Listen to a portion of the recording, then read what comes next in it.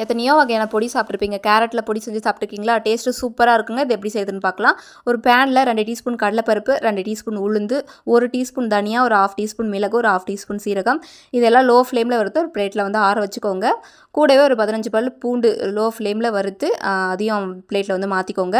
ஒரு கைப்பிடி ரப்பா துருவன தேங்காய் அதையும் வறுத்துக்கோங்க. 2 மீடியம் சைஸ் கேரட் வந்து துருவி வந்து வறுத்துக்கோங்க.